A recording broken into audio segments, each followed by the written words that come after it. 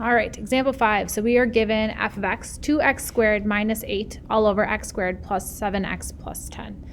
I would recommend factoring them right away if you can. So let's go ahead and factor this one. The numerator has a GCF of 2. So I'm going to take that out. And then the denominator, it looks like I can do multiplies to 10 and adds to 7. So 5 and 2.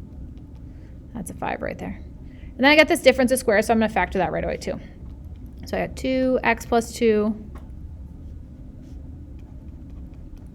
x minus 2, all over x plus 5x plus 2. All right, x-intercepts. Take that numerator and set it equal to 0. So all the parts got to be set equal to 0. So I got 2 equals 0, x plus 2 equals 0, and x minus 2 equals 0. So this part, we set it equal to 0, but is it true that 2 equals 0? It does not, so it gives us no information. I like to always set this part equal to remind you guys though, because if this was a 2x, that would give me an answer. It would give me x equals 0. But since it's just a 2 or a number by itself, it gives me nothing, okay?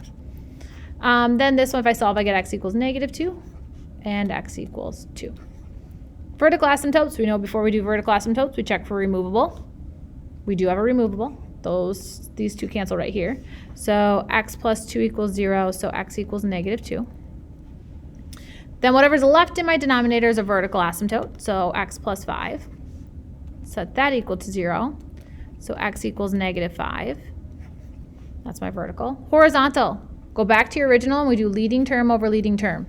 So 2x squared all over x squared. That's the biggest in the bottom, which reduces to 2. So my horizontal asymptote is at y equal 2. Now we do our limits as we go to infinity. So we do leading term over leading term. So once again, I'd have 2x squared over x squared, which reduces to 2. Same thing would be true for negative infinity, so it's also 2. Okay. And now at negative 5, once again, it's a vertical asymptote, so I'm going to have to graph this one to see what's happening. Okay, so I'm going to pull up my calculator and I am going to plug the function in. So we have, what do we got? We got 2x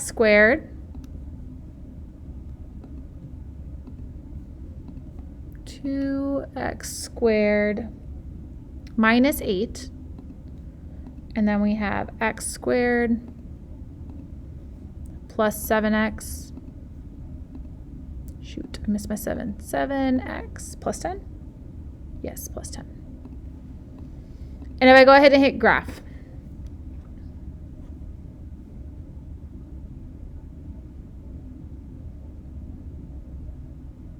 all right, if you wanted to zoom out to check your horizontal asymptote at 2, you could a little bit better.